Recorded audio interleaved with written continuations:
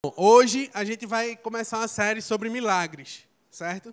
Só que antes da gente começar a ir para a personagem, a saber as histórias, saber os milagres, né? A gente vai falar aqui sobre Moisés, né?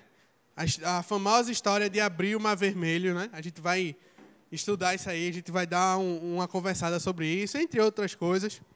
Mas antes de tudo isso, antes da gente começar a saber quais foram os milagres, o que é que Deus fez, como é que Ele agiu, a gente precisa ter um entendimento sobre o que é milagre.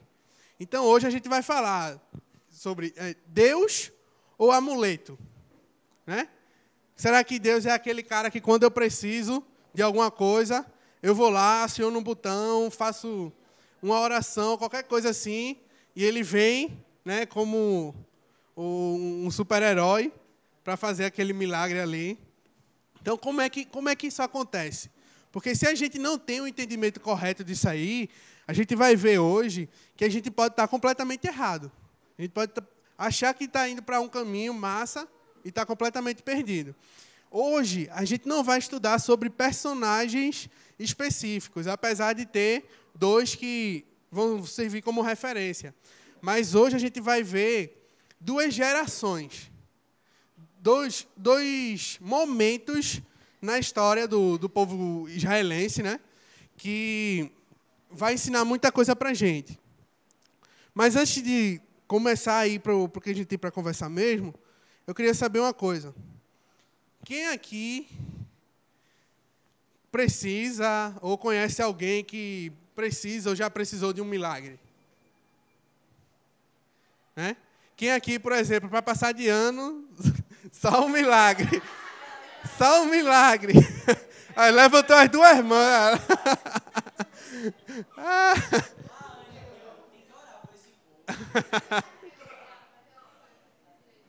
Existem momentos na vida da gente que a gente, meu irmão, bicho, só um milagre, velho. Só um milagre. A gente estava, recentemente, o que é que aconteceu? Meu irmão, o esporte tá ferrado, velho. Só um milagre para resolver a situação do esporte. O esporte ganhou 3-0 hoje, Foi 4, foi? 4-0, aí, ó. Foi, não. Milagre maior foi ontem. Milagre maior foi ontem. O Náutico ganhou.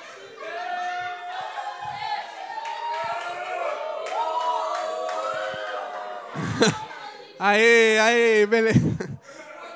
Beleza. Vamos voltar, vamos... Calma, galera. Calma.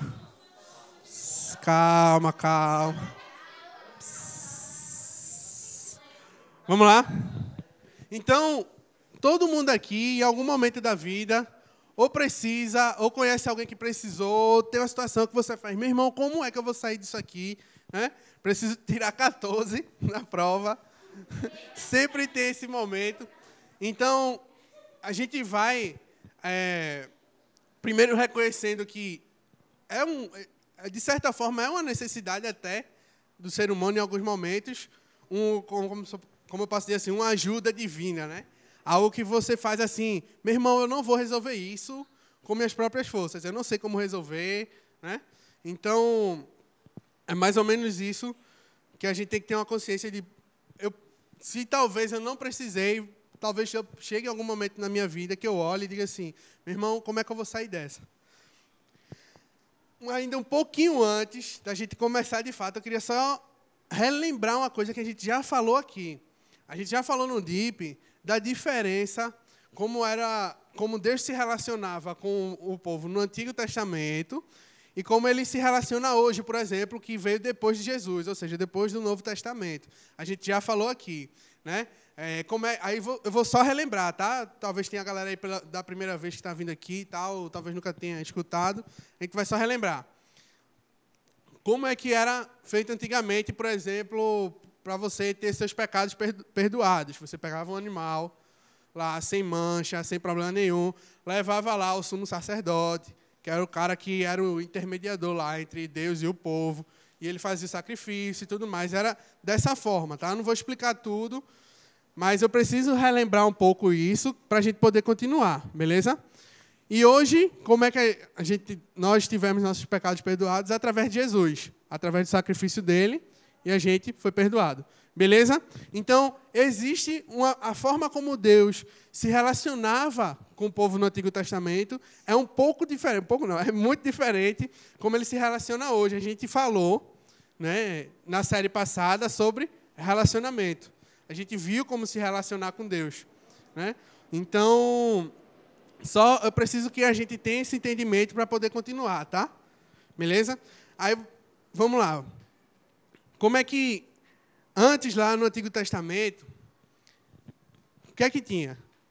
Deus chegou para Moisés, disse assim, ó, construa aí o tabernáculo, né? Tabernáculo. Que é o quê? É um templo móvel, certo? É uma tenda, certo? Dentro dessa tenda tinha várias coisas que Deus pediu que tivesse lá. E entre essas coisas existia a Arca da Aliança. Quem sabe o que é a Arca da Aliança? O que é que ela significa? Sabe dizer?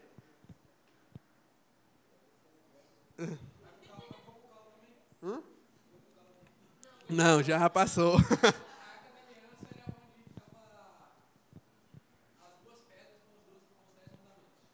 Certo, tinha isso. Tinha mais coisa lá dentro.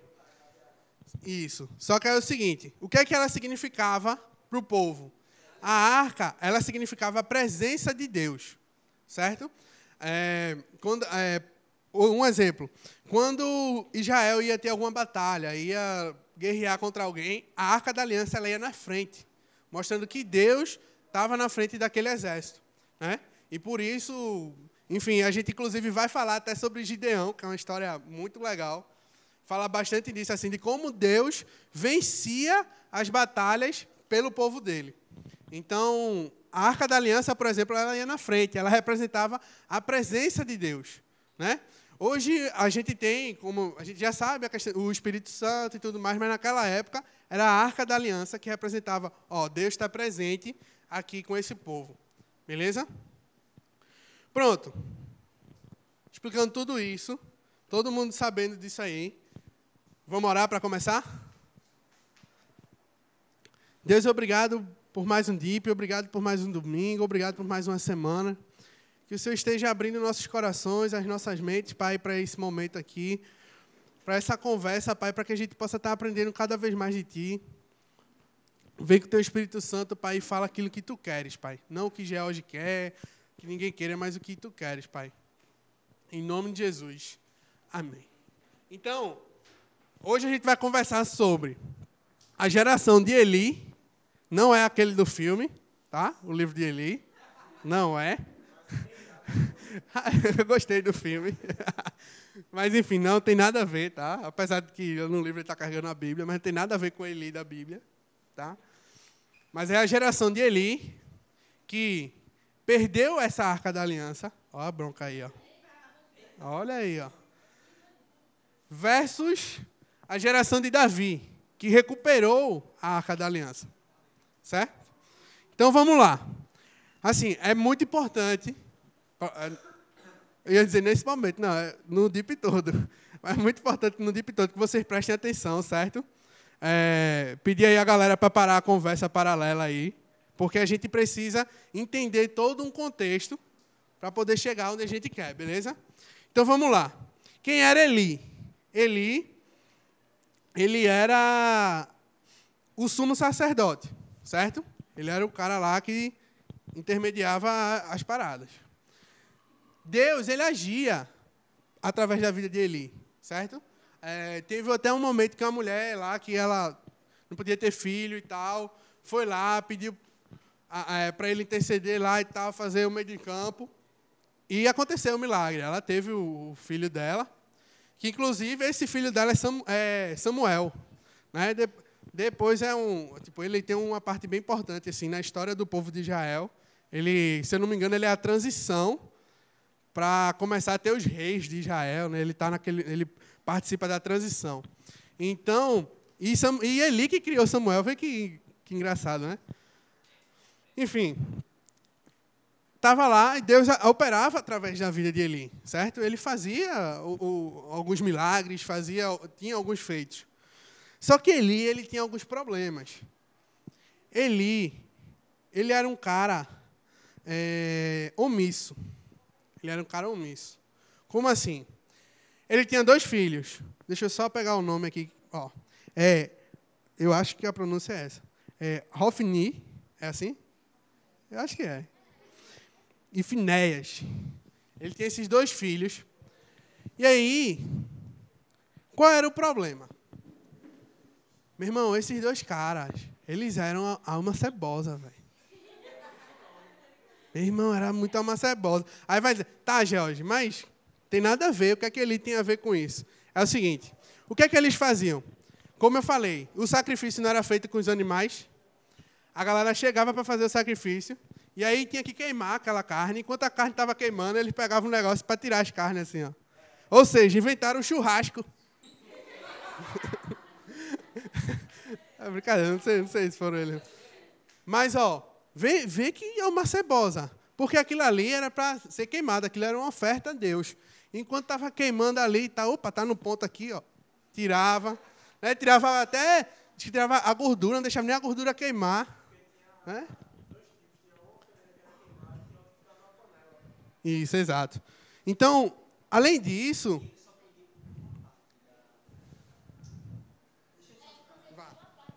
Vai atrapalhar a Gel aqui. É porque, assim, quando eles ofereciam sacrifício, era algo familiar. Então, se você era fazia parte dessa família, né, que eram as tribos de Israel, então tinha uma família que fazia os sacrifícios. Né?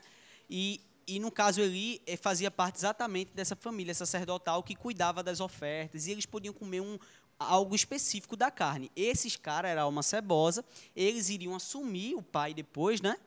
Eles comiam a parte errada, era uma cebosa, entendeu? Além disso, eles se envolviam com prostituição. Eles tinham relações sexuais que não era para ter. E o que é que Eli tem a ver com isso? Que a Bíblia diz que Eli sabia. Ele sabia. Deus, inclusive, alerta ele e fala, isso aí está errado. E ele era omisso. Ele... não sei porquê, deixava a galera fazer isso. Filho dele. Ele era omisso, certo? Então, só que o problema não era só Eli, certo? Era toda uma cultura, naquela época ali, do povo de Israel, que simplesmente deixava Deus de lado. Lá na tenda, lá, além da Arca da Aliança, tinha várias coisas. Tinha um candelabro. E que... quem cuidava ali da tenda e tudo mais tinha que deixar a chama sempre acesa. E na época que ele estava ali, a chama se apagou. Então você vê, era uma galera que não estava ligando para as coisas de Deus, sabe? Não cuidava das coisas de Deus como deveria cuidar. Não estava dando atenção para as coisas de Deus. E aí estava tudo beleza, estava tudo em paz, até que surgiu o rumor de guerra contra os filisteus. E aí, quando a galera ouviu, todo mundo se preparou, pegou as coisas, foi para a guerra. Só esqueceram uma coisa. A arca. Dessa vez, a arca não foi na frente. Então, você percebe que o problema não era Eli somente. Não era somente os filhos de Eli. Era toda a cultura do povo naquela época. E que foi para a guerra e... cara, a arca ia na frente. Para você ver como a galera desprezou as coisas de Deus. Então a arca não foi. Resultado? Perderam a batalha. Perderam a batalha e aí recuaram.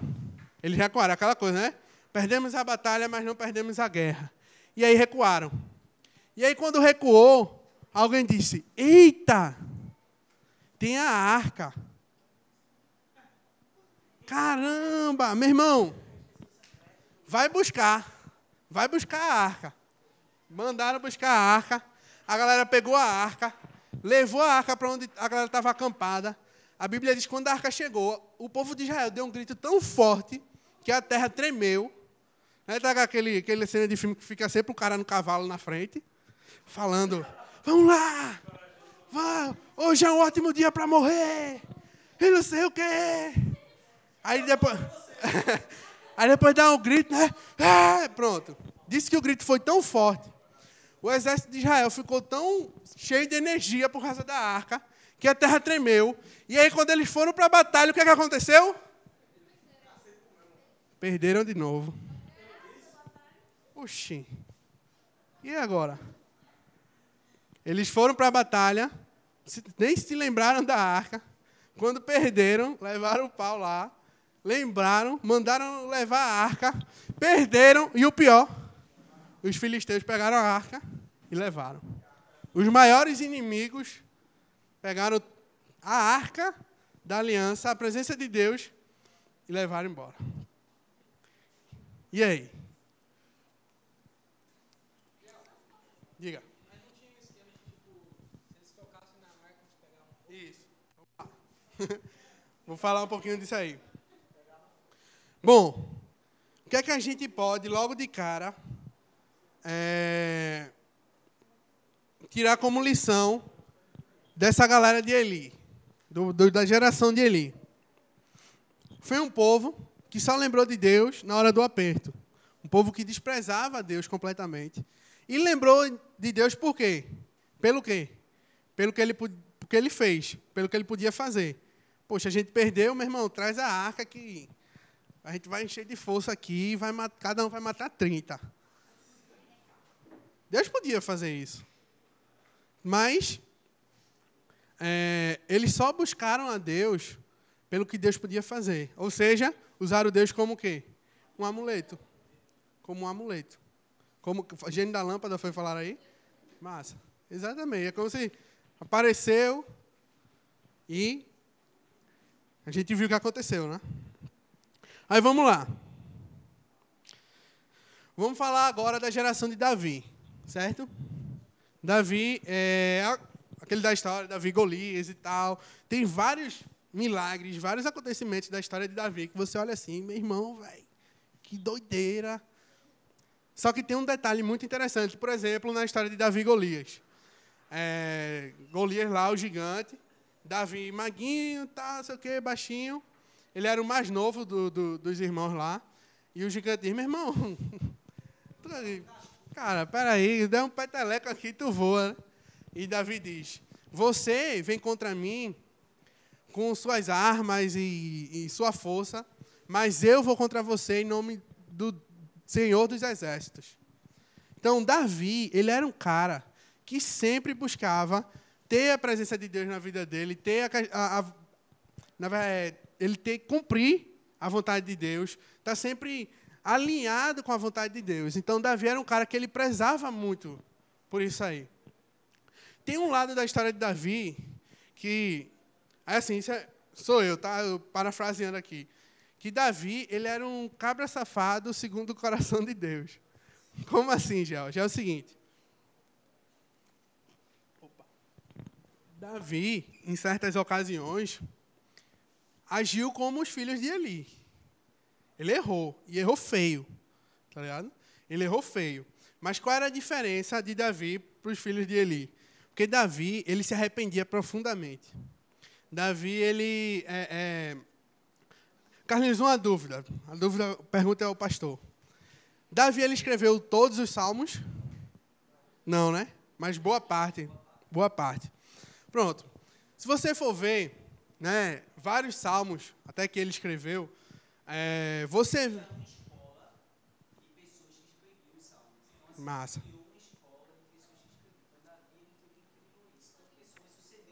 Show, show. Show de bola, como diria Carlinhos.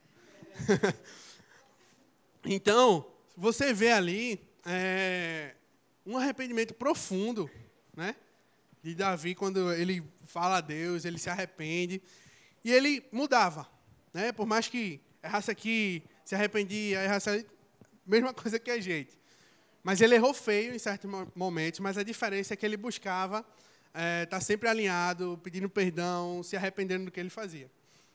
E aí Davi era um cara que, meu irmão...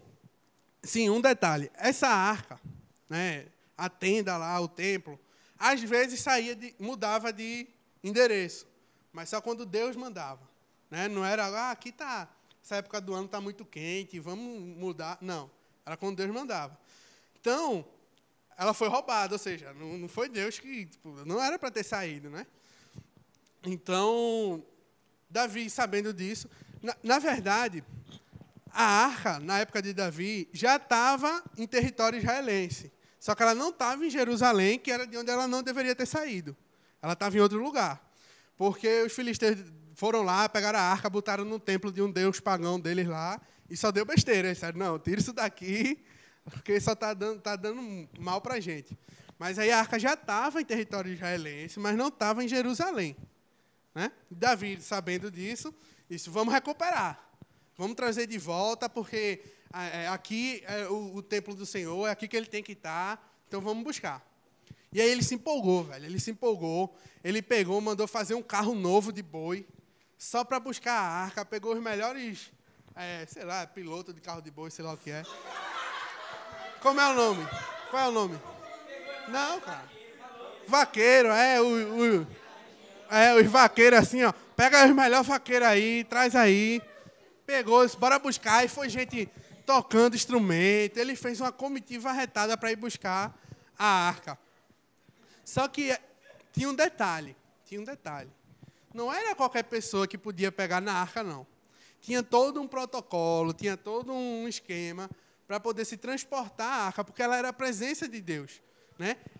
Não era todo mundo que podia chegar perto, não era todo mundo que podia encostar e tudo mais. Que diz que aí os levitas, exato, que era a galera que cuidava e tudo mais. Então, só que Davi, na empolgação, ele disse, vamos buscar, vamos lá, levou. Só que aí, no meio do caminho, pegaram a arca, botaram a arca no carro do boi, e estavam indo lá e tal, e voltando aqui na estrada, aí Deus faz com que o boi tropece. O boi tropeça, a arca, quando vai cair do carro, o carinha que estava o vaqueiro lá, foi encostar, puf, já era. Aí Davi, tá todo mundo tocando assim, aquele negócio assim.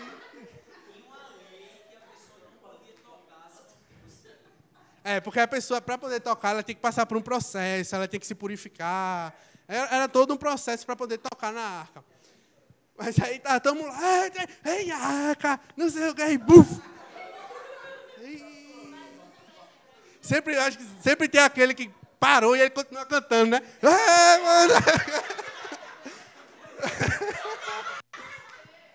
Então, aconteceu isso. E aí imagina. O clima pesou. Quem é que ia tocar? Meu irmão, hoje pego nisso aí não, tu é doido, é?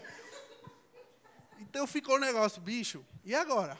E aí, inclusive, né, Davi pega e diz assim, como é que eu posso, então, trazer a arca do Senhor? Né? Ele não sabia.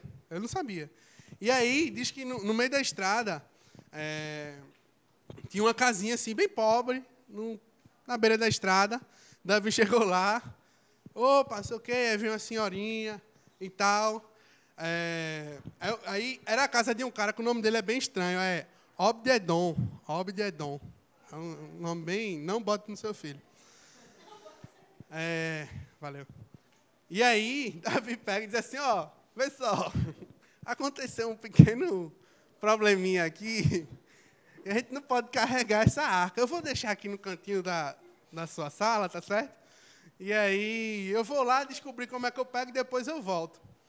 Meu irmão, daria um estudo massa, velho, a gente falar sobre o que Deus agiu na vida dessa família. Na verdade, lógico, não era para a arca ter saído de Jerusalém do jeito que saiu, mas como Deus sabe tudo, Ele sabe todas as coisas, Ele já tinha um plano.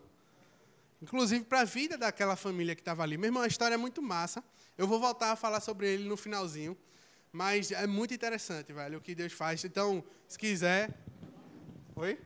Obed-edom. É o nome dele. Muito massa. E aí a Bíblia diz que, pelo fato da arca estar ali, aquela família foi muito abençoada e tal. Enfim. É assim, quando a gente convida a Deus, né? Exatamente. E aí, para resumir mais um pouco a história, Davi foi lá, descobriu.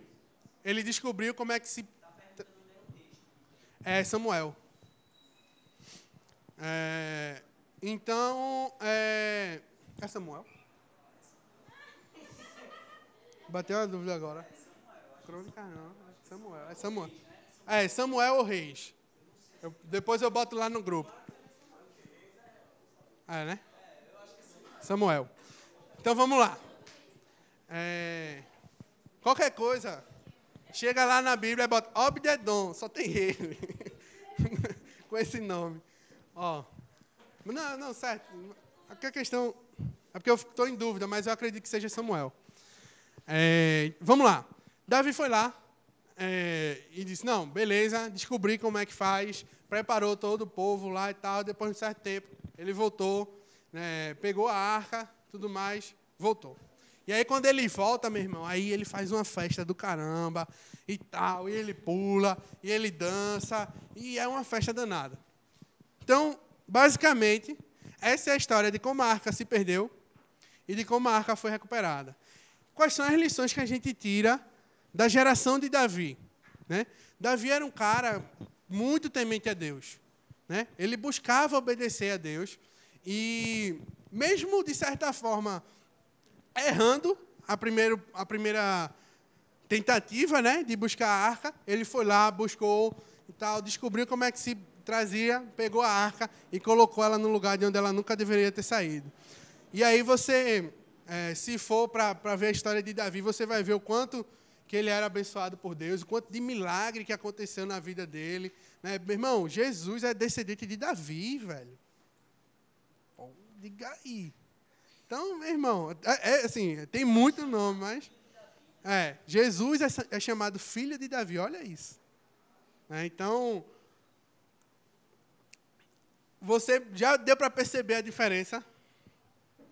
Porque Davi, ele não foi buscar a arca para dizer, eu vou buscar para mostrar que eu tenho poder, para mostrar que eu posso matar todo mundo. Ele já tinha o poder, ele era o rei. Ele foi buscar porque ele sabia que o lugar da arca não era lá. Era o lugar dela era de onde ela nunca deveria ter saído. Então, você percebe uma geração que foi buscar a Deus pelo que ele poderia fazer, e uma geração que buscou a Deus pelo que Deus é, pelo que ele diz assim, façam isso, a forma de se viver é essa, de se fazer as coisas assim. Então, Davi buscava isso. Então, você percebe a diferença. Voltando para o carinha lá da estrada, né, ele é muito abençoado, ele vira um fazendeiro, ele não tinha nada, e, meu irmão, e aí você imagina, o cara ganhou dinheiro, né, ficou rico e tudo mais. E aí, quando Davi vem buscar a arca, ele diz, Davi já sabia da história que estava rolando, que o cara foi abençoado, que os dois lá, eles não se davam bem, ele tinha pena da esposa, e eles, quando Davi voltou, eles estavam se amando, e era carinho, e beijo, e não sei o quê.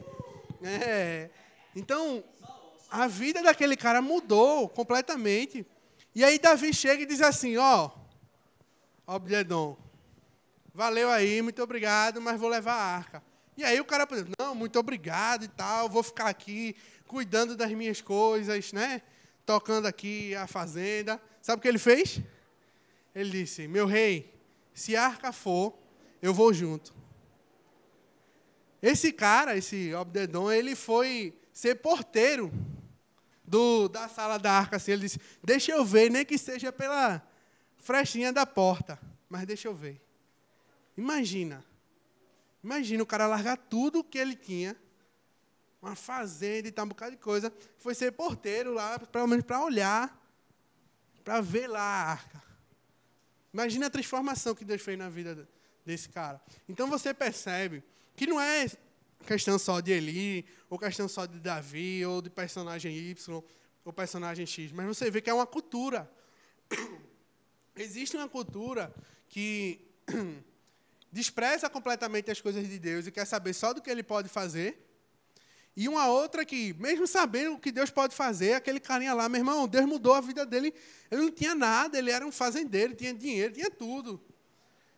E mesmo assim, ele disse, não, se a arca for, eu vou junto. Porque eu quero estar perto da presença de Deus, eu quero estar junto disso aí. E ele abriu mão do que ele ganhou. Então, uma geração mesmo sabendo que Deus pode dar, mas não buscou Deus por causa disso. Buscou pelo que ele é. Buscou pelo Deus maravilhoso que ele é. Né? Pronto. A parte histórica e contextual de hoje acabou. Certo? Mas aí chega a parte da reflexão. Certo? Primeiro de tudo, a gente não quer dizer aqui que pedir a Deus um milagre, ou precisar de um milagre, ou tentar, até de certa forma, buscar isso, porque realmente tem situações na nossa vida que a gente olha e faz, meu irmão, eu não sei como eu vou resolver isso. Isso não é errado. Né? Você, até de certa forma, admitir, Deus, eu não consigo. Com as minhas forças eu não consigo. Seja qualquer coisa na sua vida, seja até uma doença, alguém da sua família que está doente, que está no hospital, que está internado. Então, às vezes você olha, meu irmão, só um milagre. Então, não é errado, não é errado.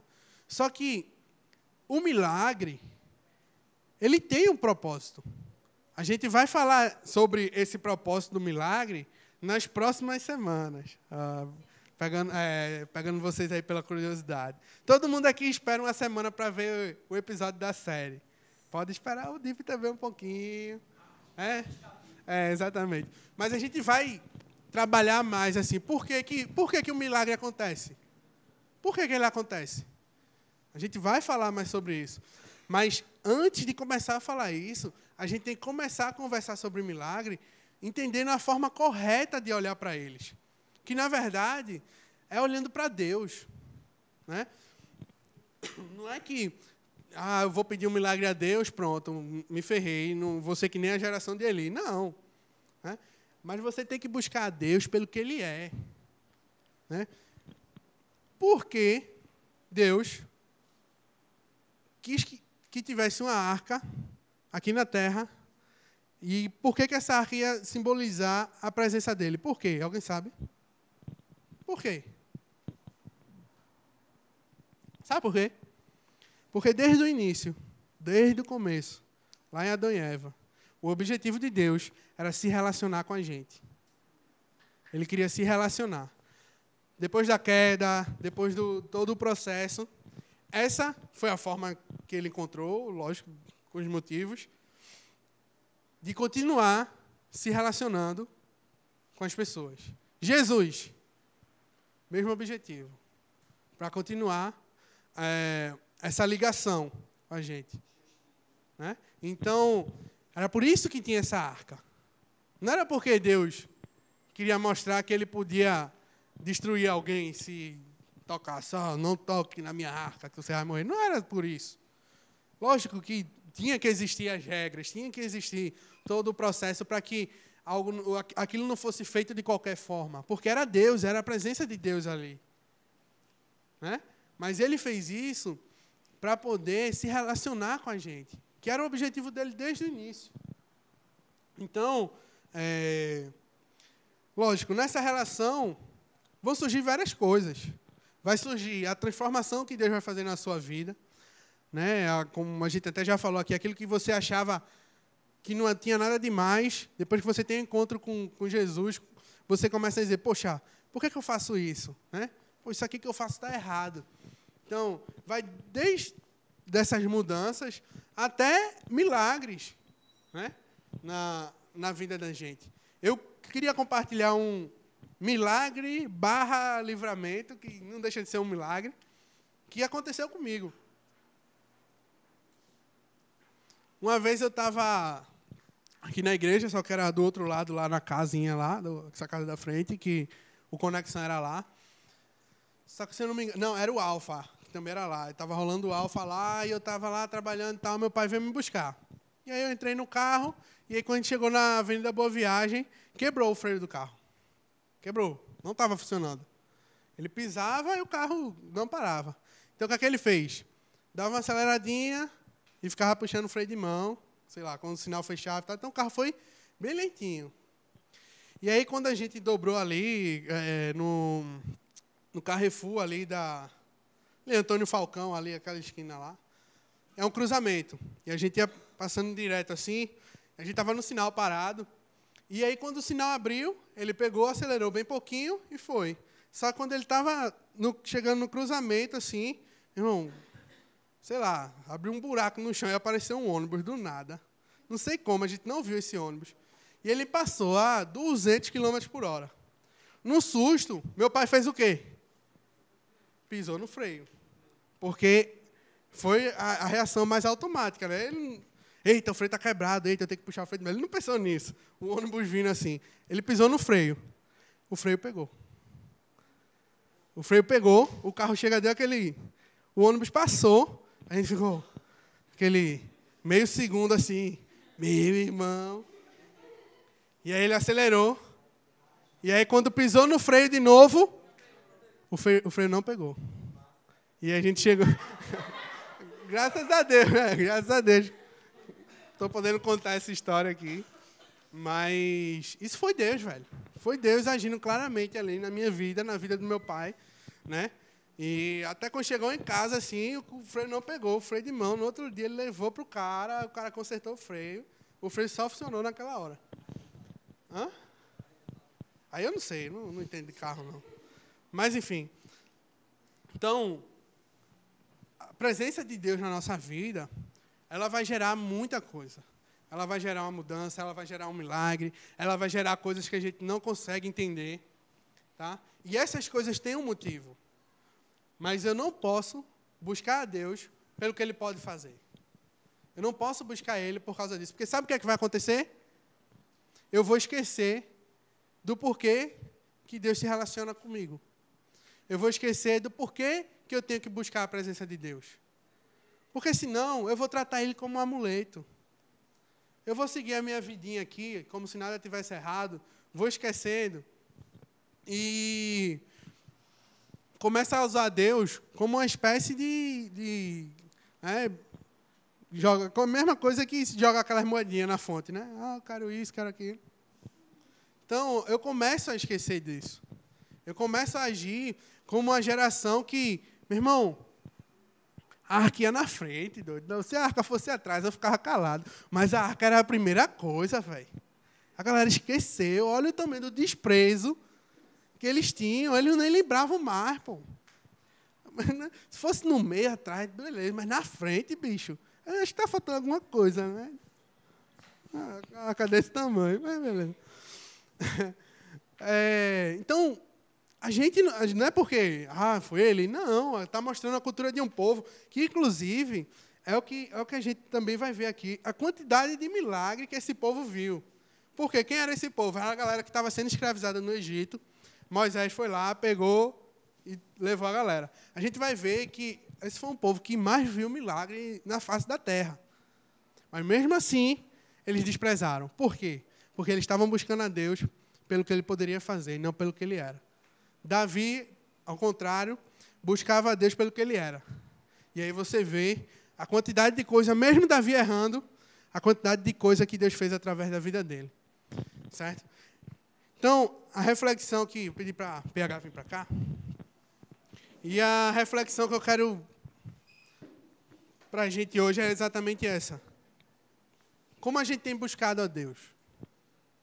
A gente, quando prepara aqui os temas daqui do DIP e tal, a gente tenta fazer tudo com uma, de certa forma, assim, uma lógica, algo que venha trazer um certo sentido, né? Tipo, por que série tal? Por que série tal antes da série tal? E como a gente falou, antes de começar essa série de relacionamento, não sei se vocês lembram, mas a gente fez uma série do eu, onde a gente analisou nosso passado, nosso presente, nosso futuro. Por quê? Porque sem essa compreensão de quem eu sou, como é que eu vou me relacionar com outra pessoa? Então a gente pensou, poxa, a gente não pode fazer uma série de relacionamento sem antes fazer uma série sobre uma análise pessoal, uma reflexão de, poxa, o que é que eu estou fazendo, né? O que é que eu deveria fazer. E a gente tenta fazer isso da melhor forma possível. Mas graças a Deus que no final das contas não é a gente que diz, né? Por exemplo, essa série a gente nem tinha pensado. Essa série, na verdade, Ingrid estava lá em casa e, poxa, a gente poderia fazer uma série sobre isso.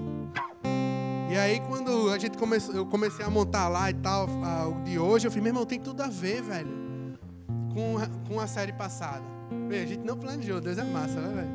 Tem tudo a ver porque, dependendo do tipo de relacionamento que você tiver com Deus, você vai tratar o milagre ou não, assim, da forma correta. Só adiantando, dando um spoiler da semana que vem, todo milagre, ele aponta para um caminho, certo? Todo milagre, ele aponta para um caminho. Ele não é simplesmente, graças a Deus, Carlinhos foi curado e pronto, acabou ali, naquela cura. Não. Todo milagre, ele tem um propósito maior, certo? E a gente tem que ter essa consciência. A gente tem que crer que Deus pode operar milagre na nossa vida. A gente tem que crer que a situação que a gente está, Deus pode mudar. Entendeu? Seja doença, seja alguém da sua família. Porque Ele faz isso. Ele pode fazer. Mas eu não posso buscar Ele por isso. Eu tenho que buscar Ele porque Ele é um Deus que nos ama tanto, que saiu lá de onde Ele estava e veio aqui morrer para me salvar. Eu tenho que buscar Ele pelo que Ele é. Ele pode fazer várias coisas na sua vida. Ele pode fazer vários milagres. Ele pode fazer você experimentar coisas que, meu irmão, eu nem sabia que isso era possível. Ele pode. Mas a gente não pode buscar Ele por isso. A gente tem que encontrar satisfação na presença dEle. A gente tem que encontrar satisfação em obedecer à vontade dEle. E com isso, os milagres vêm. Eu pedindo, eu não pedindo. Eu não pedi para estar num carro de noite e sofrer, e assim, ter um risco de morte. Eu não pedi. Mas Deus fez. Então, como a gente está buscando a Deus hoje? Para um pouquinho para pensar. As tuas últimas orações. O que é que tu falou com Ele? O que é que tu pediu? O que é que está incomodando mais o teu coração hoje? E está assim, meu irmão, eu quero que Deus resolva isso logo. Eu quero que Deus resolva isso logo. O que é? Será que esse é o sentido certo? Será que é para aí mesmo que você tem que estar pensando? Será que é isso mesmo que você tem que estar buscando? Então, que a gente leve isso para o resto da vida da gente. A gente vai falar sobre vários milagres, a gente vai aprender várias histórias iradas, mas a gente tem que compreender isso. Porque a gente pode cometer o erro de usar Deus como um amuleto e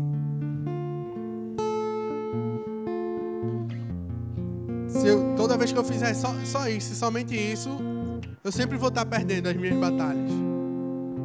Porque eu não estou levando Deus na frente. Eu estou só indo buscar Ele quando eu preciso. Eu lembro, eita, tem Deus, ó. Depois de eu ter tentado tudo, depois de eu ter feito de tudo quanto é jeito, aí eu faço, eita, tem Deus. A gente não pode fazer isso. Então,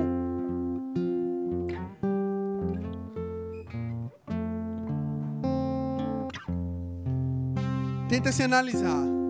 Tenta colocar assim diante de você. Como é que está seu relacionamento com Deus hoje? Será que é um relacionamento em busca de uma troca? Eu estou precisando de nota alta para passar, então eu vou orar essa semana, eu vou orar todo dia. Será que é dessa forma mesmo? Será que você não tem que estar orando todo dia, independente do que aconteça?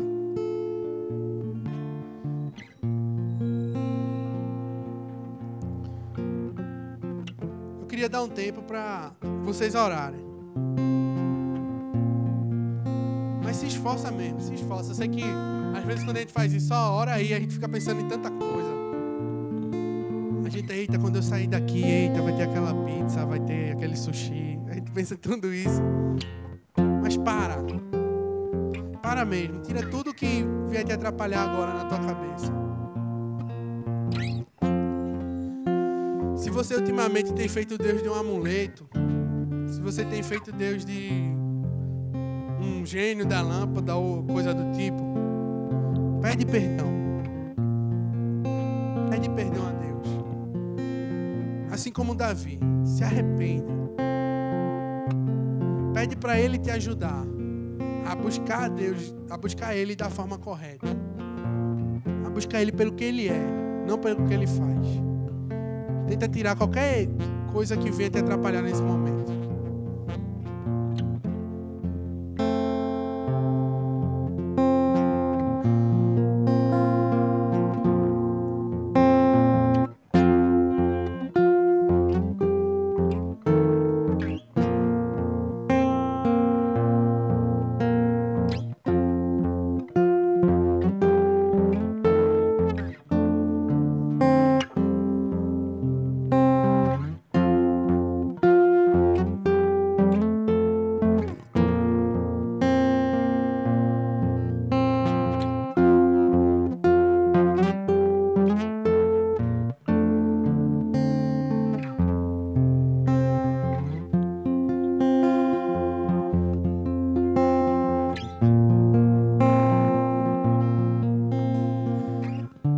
Deus perdoa, Pai.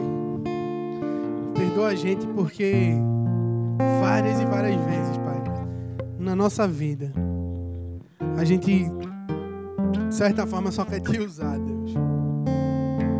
A gente só busca aquilo que o Senhor pode dar.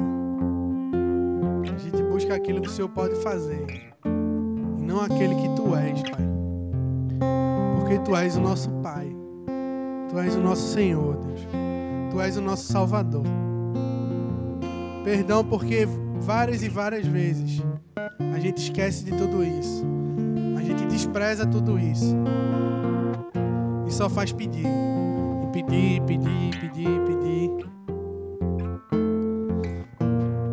Eu te peço que ajude a gente a estar olhando para Ti de forma correta. A confiar, Pai, em Ti, e saber que se for da Tua vontade, o milagre vem, Pai. Se for da Tua vontade, Pai, a cura vem, Deus. Mas que ela venha, Pai, através da Tua vontade e não da nossa. Para que a gente não faça, Pai, nenhuma barganha contigo, Deus. Perdão por várias e várias vezes fazer isso.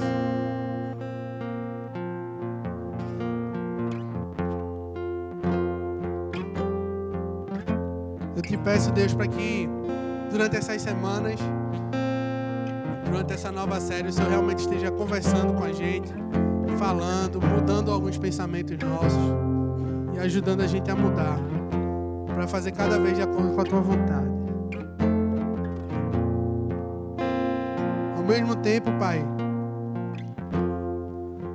a gente queria também estar te pedindo pela Tua presença, Pai, na nossa vida, no dia a dia.